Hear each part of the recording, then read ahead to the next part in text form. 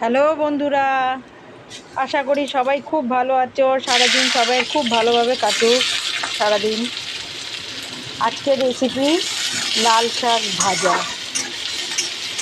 শুকনো লঙ্কা, কাঁচা লঙ্কা, কালো জিরে, পেঁয়াজ, রসুন ফোড়ন দিয়ে ভালো করে এটাকে ভেজে নিয়ে শাকটাকে হালকা করে একটু নুন দিয়ে হালকা করে ভাপিয়ে রেখে এগুলো যখন ভাজা ভাজা হয়ে যাবে তখন একটু হলুদ গুঁড়ো, একটু চিনি দিয়ে এটাকে কষিয়ে নিয়ে মশলাটাকে তারপর শাকগুলোকে ওর উপরে ঢেলে দেবে। ঢেলে দিয়ে আস্তে আস্তে করে শাকগুলো ভাজতে হবে।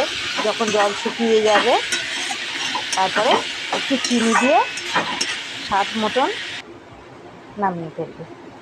গরম গরম শাক ভাজা